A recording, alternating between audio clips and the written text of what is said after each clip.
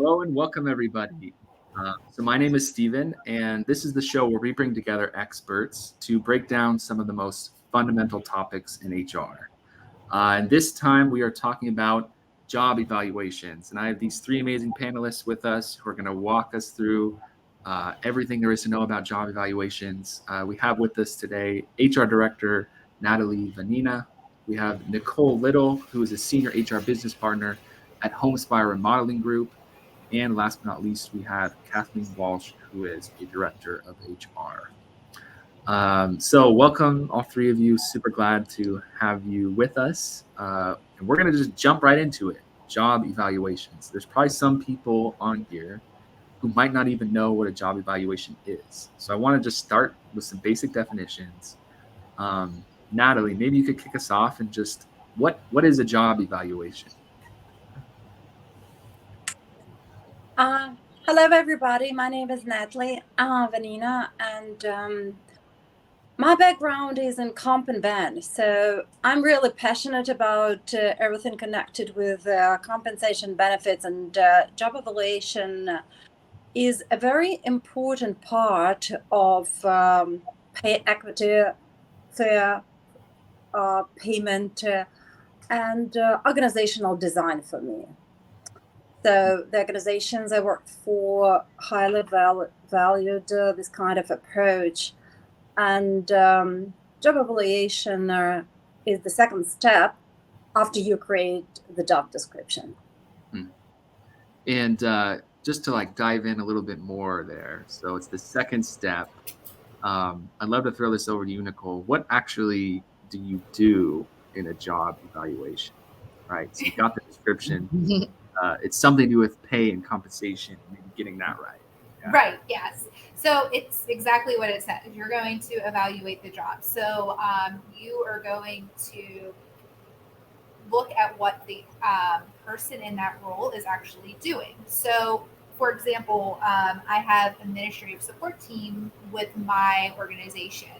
And you can think of it like you're shadowing somebody, a desk audit. So you're sitting with them, you're understanding what are their tasks that they do day to day. Does their job title match the position in the role that they're in? And then from there, you can take that information, and there's different websites and vendors that you can utilize that can let you know, are you paying this person correctly? Is that the right job title for them? Does their job description match what they're doing? So it's a lot of components. And then like Natalie says, it ties into their compensation, right? Because you want to make sure, are they, for my role, for example, as an administrator, are they just answering a telephone? Are they doing some light paperwork? Or is it more, right? Are they selling the job? Are they the main contact for the office? Do they have the right job title? And then adjusting the job description, their title, compensation to really match what they're doing. Yeah. Awesome. Let's talk a little bit. I want to dive, by the way, into everything Nicole and Natalie you were just talking about, the specifics of the sites to find the information, how you're actually setting up pay grades and stuff maybe, but taking a step back, I want to build a case here for why people should do this or care about this as a concept, right? And Kathleen, I want to bring you into this here, and then maybe Natalie as well. What are some of the benefits that a company will realize if they can get this job evaluation phase right? Well, I think Natalie touched on it, is you're taking a look internally and externally, how competitive your pay practices are. Are they equitable? Is it appropriate for the position? I've had some challenges creating some job evaluations in the past because I've partnered with small to mid-sized companies. So in some cases, the job duties are all over the board. They're part admin, they're part salesperson, they're part, all different kind of positions put together. So it's a little challenging sometimes when you're putting together the job evaluation to take it external. I found that utilizing like local resources, I use ERC a lot of the time because the company I work for also participates in that. So you kind of get an apples to apples comparison. But I think, the benefits of doing it, especially now in this kind of crazy job market we're in, Yeah. essential to take a look at that. not only from a equity point of view, but also retention and recruiting point of view. Are you being competitive? What are your competitors paying? Having all of that information and taking that into account when you're putting together the evaluation. Yeah, that's great, Kathleen. Natalie, anything that you would add just on, what's at stake here? What are some of the benefits of getting this right? Yeah, great point. Thank you. Thank you, Kathleen. I completely agree. It's not only about compensation and being competitive.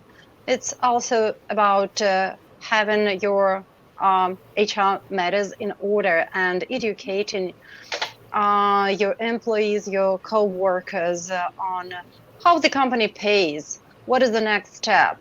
So the job practitioner, I used Hay method, and the beauty of this Hay method, Hay evaluation method, now it's Korn Ferry Hay group, that you have all job descriptions standardized according to this particular job evaluation method.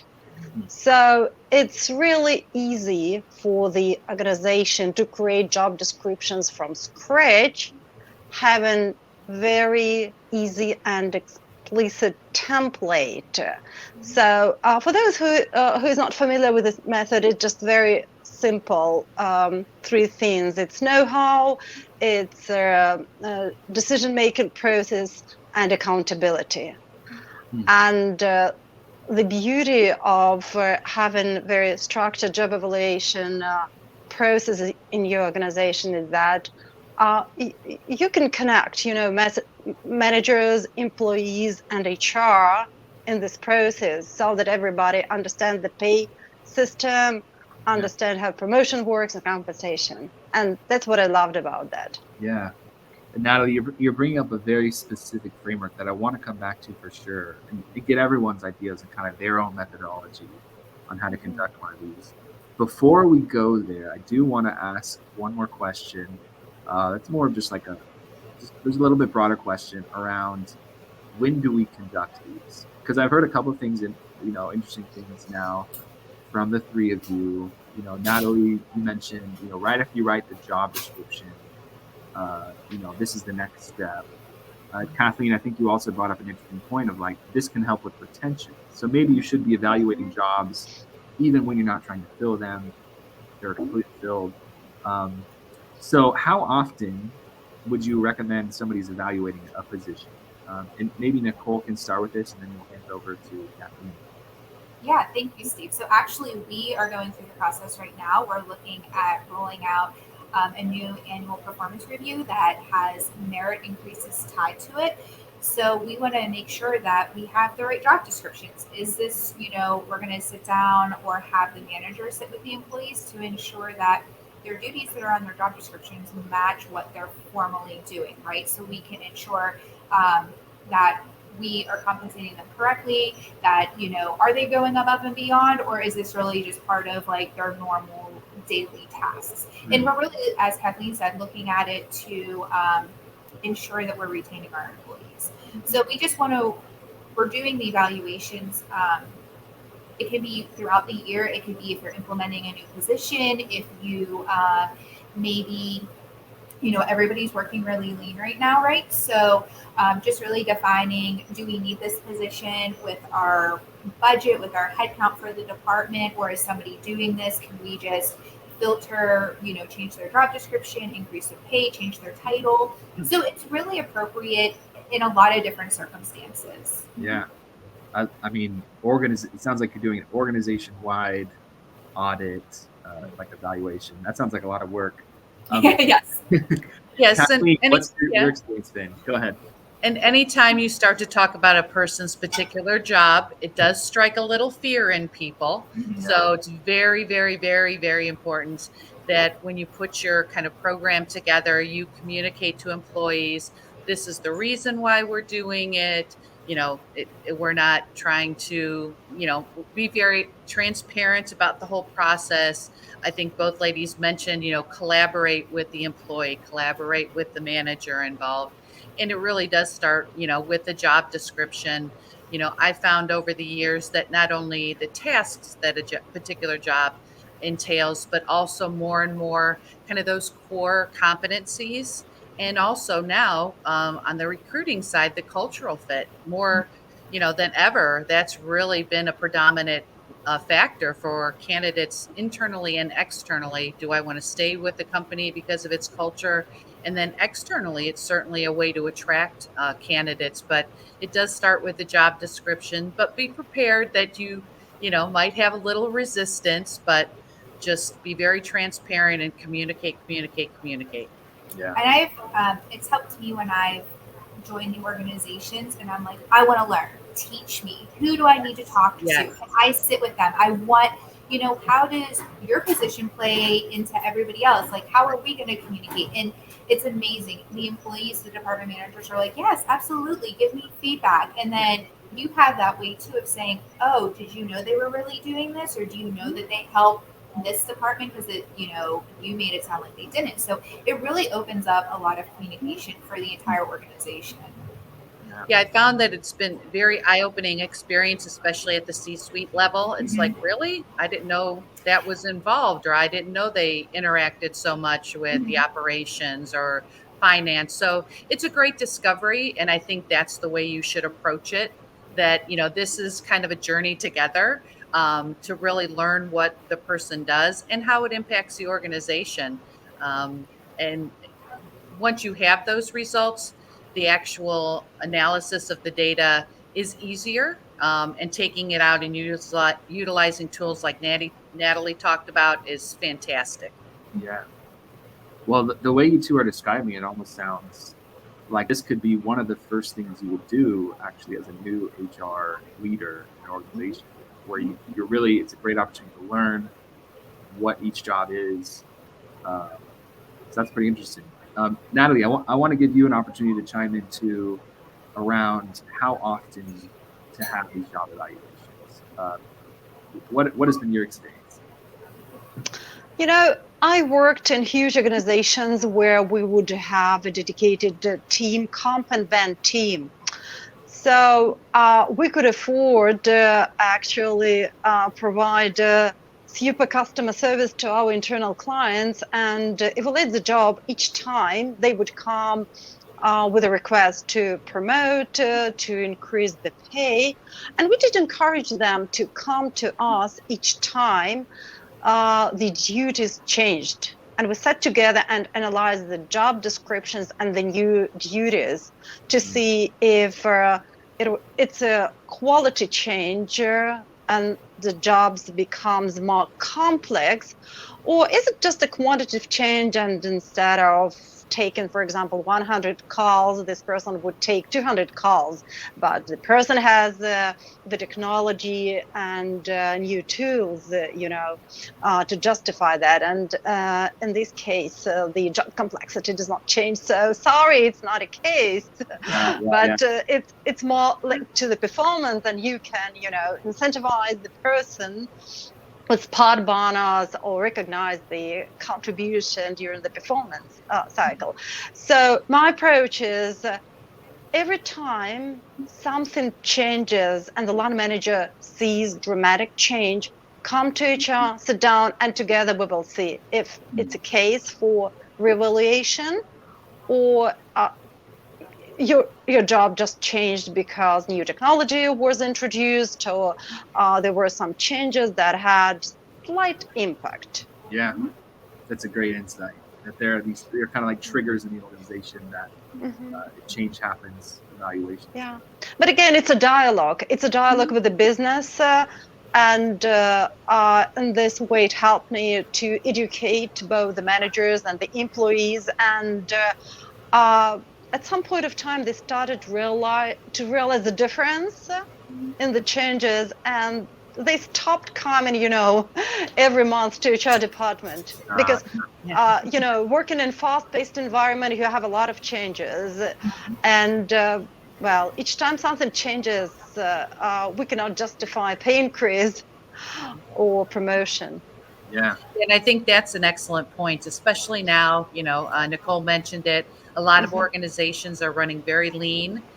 So when an employee approaches you about this, or if you formalize the process, you have to ask yourself the question, is this a temporary assignment the employee's been given until maybe we fill a position or add a position, those type of factors. Because once you make that compensation change, it's not like you're going to take it back. Absolutely.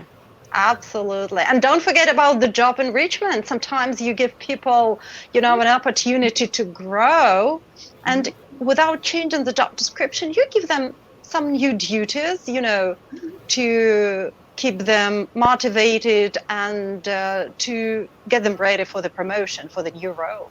Yeah. Well, this is great. I think we've laid out a good framework here about how often we're doing this, why we're doing it, what they are. Let's dive in deep now on the methodologies. We've kind of hinted out a few things. And I love, by the way, that we have like a good mix of company sizes kind of represented by each of you. So large organizations, small ones. And I imagine it's maybe going to look a little bit different, the tools and things you're doing, but I want to dive into all that. And Nicole, I'd love to turn this over to you first, and then Kathleen and Natalie, whoever would like to add in their own personal methodologies. I know that Nicole, you started to explain that you are sitting down with some of these employees and watching them on the job, talking to them. Tell me more about your methodology for evaluating the job. Yeah, so it's more like you call it a desk audit. A lot of people refer to it as that, where you are, like I said, you're sitting down next to the person who's completing the task. So, for example, I met with my administrator for one of my brands, and I wanted to see, what's going on. It all started with chatter, right? I'm really stressed. This is going on. I was like, okay, HR will go. We'll touch base. I'll spend the day with her, see exactly what her job duties were. So we had open dialogue, and it was, tell me, teach me, pretend I'm a new person, show me what you do every day, train me like you're going to train me, as a brand new person who's going to be helping you or taking in on your role. And so what we learned is, like I've mentioned before, that the duties don't necessarily line up to the job description, but then again, is it based on we're running so lean, and how we're adjusting from there. So it's I know that the different methods that you can use, do the job evaluation for, where you're ranking employees or there's like a hierarchy. Sometimes it's just I don't want to say like a point system, but you're almost comparing what my one admin does in one company might be different than what my admin does in another company, but their root basic job functions are all the same. So kind of what Natalie and Kathleen said, are we giving them those stretch assignments? Is this just a temporary overload of job duties because we're looking to fill the role? So really just going at the job evaluation that way when you're sitting down with the employee or the manager. Yeah. And just a quick follow-up question, and I'll open up to everyone else. But you also mentioned some websites and things you go to figure out the salary. So I assume, oh my gosh, I knew you were going to ask me that. I wish I could tell you the name, and if I will get it from my supervisor and share it with you. But there's a really great tool that we use. I think it's a paper subscription, and what happens is you can do a desk audit where you're observing somebody's role, and you take their job duties that you currently have and then write up what you see visually while you're there with them. And then there's a website that you can go to, right? And you type in, we're in construction, so construction, administrative position. And the website is great. It gives you a full description of what that position is in the range of high, medium, and low compensation rates. So say you have like a mix. What we do is we would then go and look at maybe this role that my admin is completing is more of like an office manager role. So then we would search on that website, office manager, and pull out descriptions from there to see if it matches the role and look at the compensation rate. So that's, I will find that information and get it over to you. But it is a really great website. I mean, Kathleen, I don't know if you used it at all or anything similar, but it's a really great subscription just to kind of check the HR department and make sure, you're paying appropriately for your market, for the job duties. You evaluated the job correctly, and you're not going to one extreme or the next within the compensation for that job. The ones I've used in the past is Employers Resource Council, ERC. They have a fantastic site, much like was just described, where you go in and understand that, especially if this is your first time going through this process, it's not perfect. You try to match it and weigh it to say, this is a 60% match to the current internal job versus externally. And disclose that information, show the employee, this is what we've compared it to externally, and get their feedback on it. It's not a perfect science, but I think that, along with kind of the expertise that comes with doing this process time and time again. The other thing is kind of the weighting factors of what kind of decisions do they make in the organization. If they weren't here tomorrow, what kind of impact would that have on the organization? I would, weigh our chief engineer much higher than my vice president of sales, quite frankly, because he would have a much bigger impact on the overall operation and profitability of the company than some of the higher level executive positions in some cases. So, my advice is just take your time, make it a collaborative process, have some fun with it, and make it a learning experience. We already talked about, sometimes you discover, new career paths that you can create within the organization that didn't exist before, or somebody that maybe has training ability that can train others or lead a project. So, don't try to just focus on, I got to evaluate this job and write down, everything it does. Have a broader kind of point of view about it. Yeah, I love that. It's great advice. And I want to keep going into each of your personal methodologies. We did have a question from the audience here. So, Tamara Jones, do you feel that salaries for job titles should be standardized, or do you feel salaries should be employee based? So, kind of decide employee by employee. And Natalie, I know that you already had some thoughts on this and just made a few comments in the chat. Do you want to just share, kick us off on this question?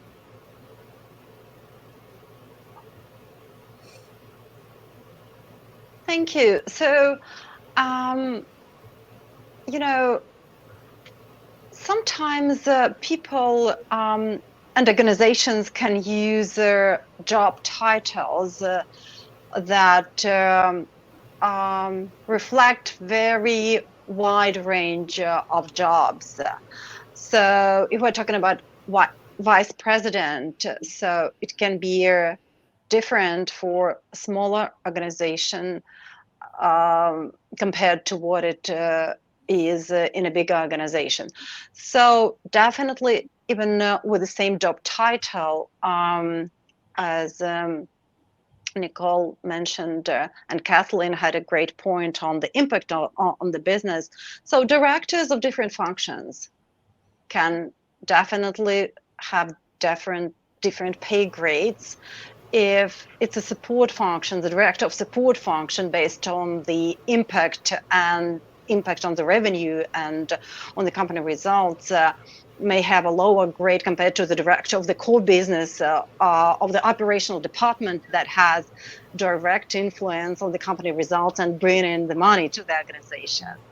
So definitely it's not a Bible, but still, I'm an advocate for standardized approach when you have a template for the job descriptions and you compare apples with apples. So let's compare why this vice president duties, and we're talking about jobs, so don't assign salaries to people but assign them to jobs. Right. And when you hire people, then you can definitely have some flexibility based on their skill set and experience, whether they are 100% fit for this role right now or they have some room to grow. Mm-hmm. But my approach is assess the job, assign the pay grade to the job, and then hire or promote or fill in the role with a person and see how the person fits the role. Don't create jobs for a person unless, right. It's a unique situation. Yeah. Nicole or Kathleen, anything you'd want to add on this question? No, I think Natalie. Yeah. it's just really like a great example of how the job evaluation comes in. So you're looking at the job duties, like Natalie said, and then you can always reevaluate the job, right? And change the compensation or change the title. I like Natalie said, two VPs can do two totally different things.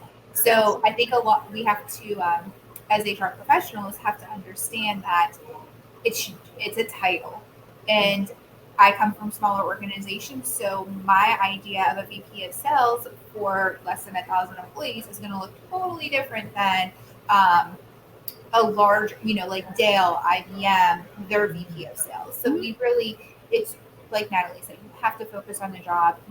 The job duties. You can reevaluate the job duties once the person's in that role, if they've grown, if they've stretched, if they now are encompassing more duties or different assignments that wasn't part of the role originally. Yeah, and Tamara brings up one of the items that's usually a great debate when you're evaluating a position, which is a higher level degree required, or is a degree required at all, or do you want somebody with experience, or is that equal to a degree? So, that in and of itself, as the other ladies mentioned, look at the position, not the person in it. And as much as possible, yes, it's always good to kind of have a standardized kind of process. I don't know how practical that is with mid-size or smaller organizations. I think you can do that with larger organizations. But really take a look at the position itself. Does the position require a master's degree in order to perform it? Does it require a bachelor's degree to perform it? So in her particular situation, I would kind of go back and ask those type of questions. Yeah. Kathleen, you brought up just there kind of the idea of the size of the company affecting this question too a little bit. So am I understanding you right that if it's a smaller organization, it might be harder to do just job title standardized? You might need to do more just employee based. Is that what you were saying, or did I misunderstand? Yes, at a smaller organization, what a VP at a 500-person operation will be very different of an organization that's 10,000 employees. Especially in mid-sized companies, you have a lot of directors and a lot of VPs that externally, if they were applying for a job at, Amazon or Google, that would not be the same title.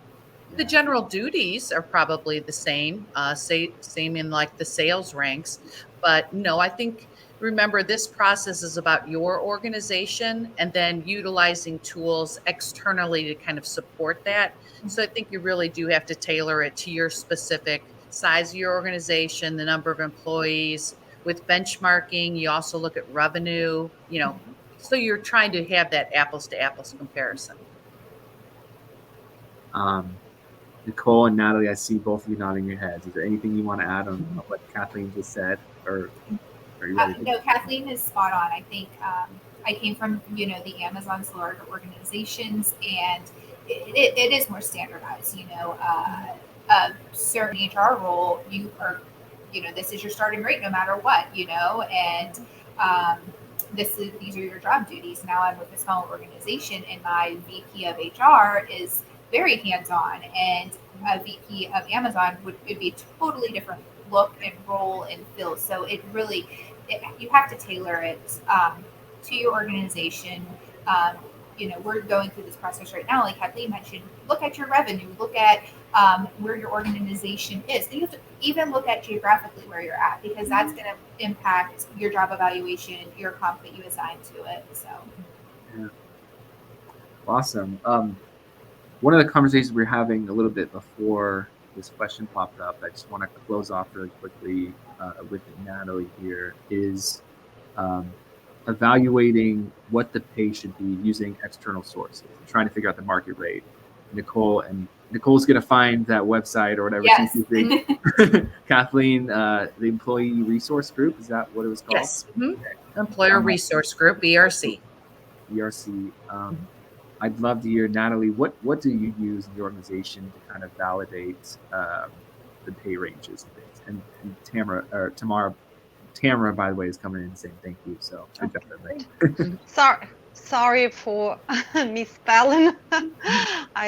I should be wearing my glasses actually. Um,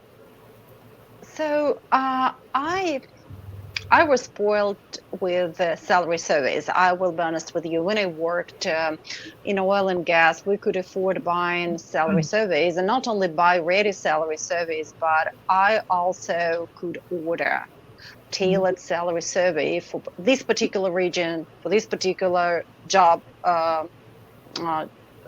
job groups, for example. So now that I worked in small organizations, actually job boards give you a pretty good idea. And salary.com, these are the free resources I'm using, as well as the feedback from the candidates. Smart. So Yeah. the market is pretty transparent, and salary.com gives you pretty accurate, estimation.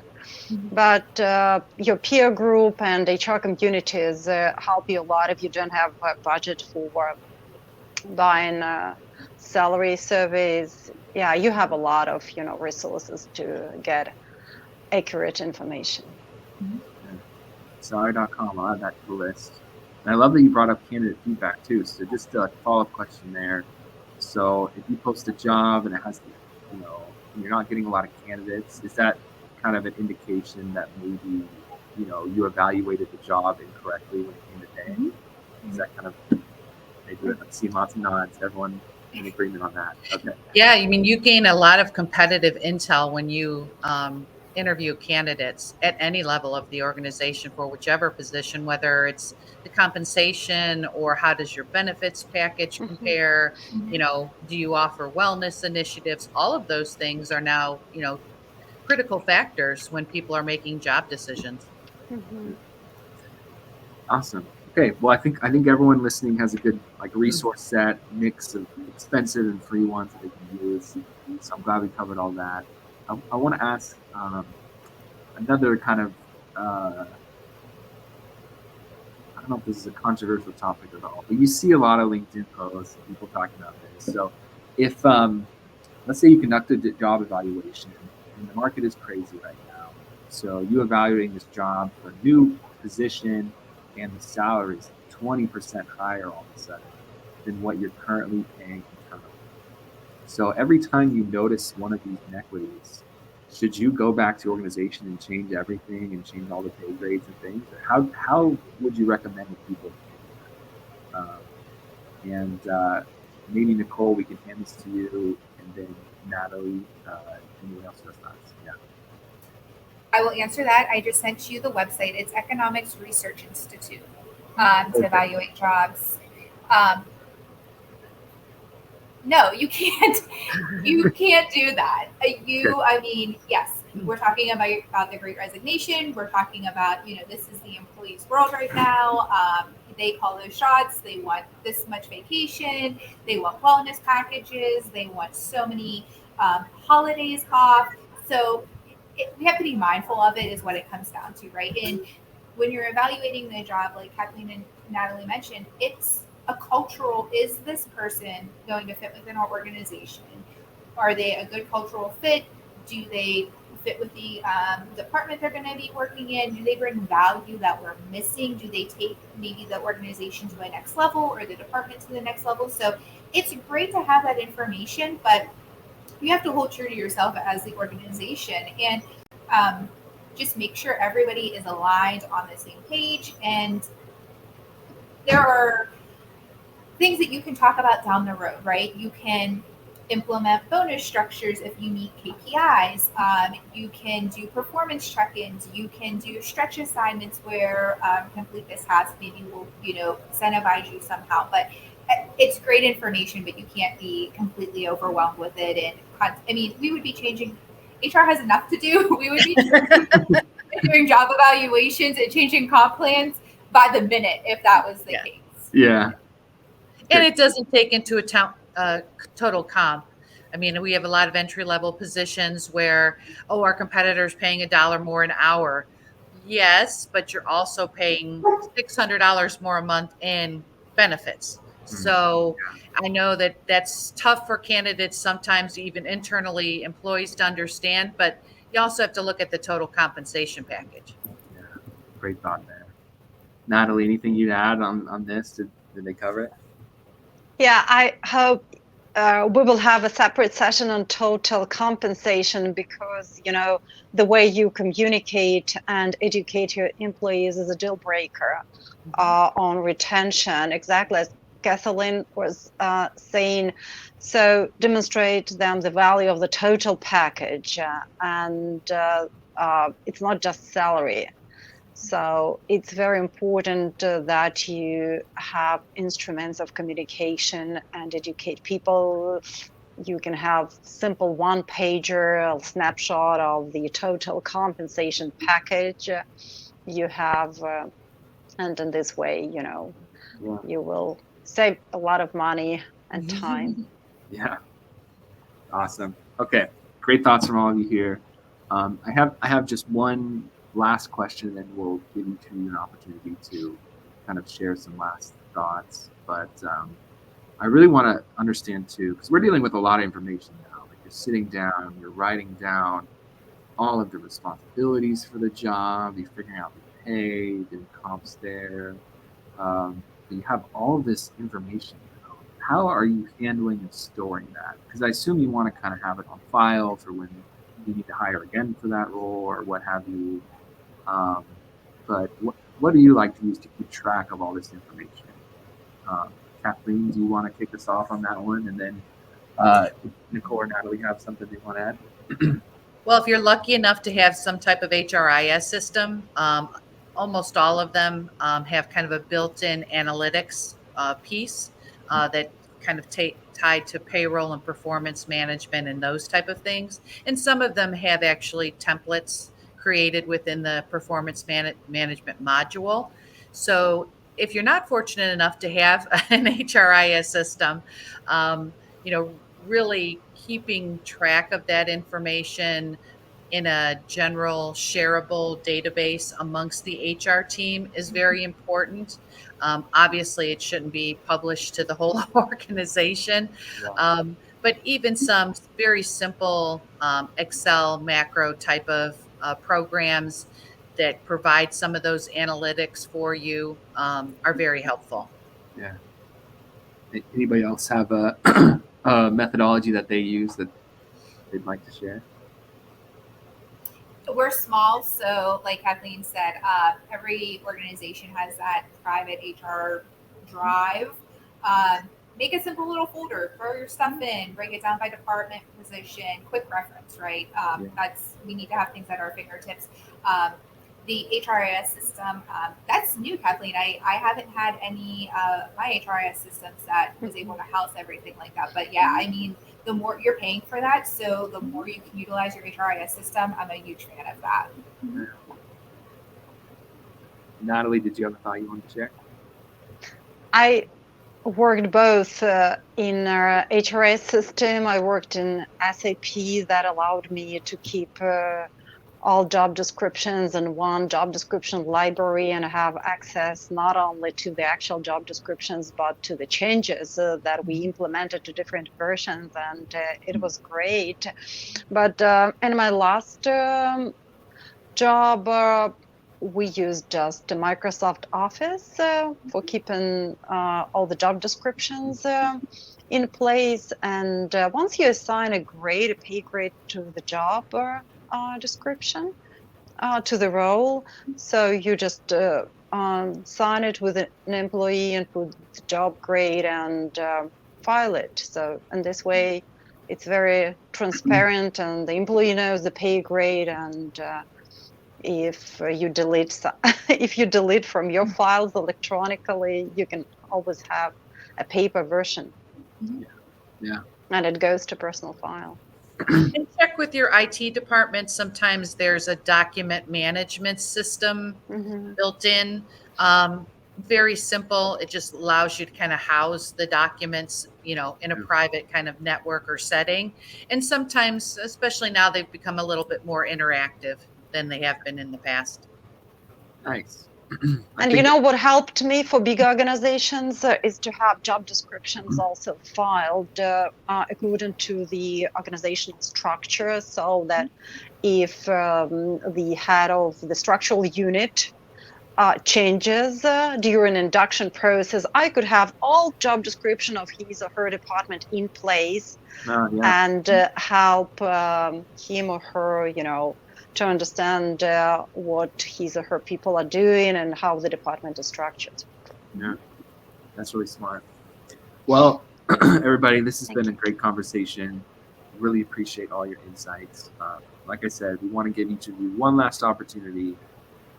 Basically, this question always that we ask at the end is just, the people listening, they're learning about job evaluations maybe for the first time. What piece of advice do you have for them in a sentence or two that they kind of carry with them as they go and try to do this themselves? Nicole, I'd love to give you the first thought here. Then we'll go to Natalie and Kathleen. We'll end with you.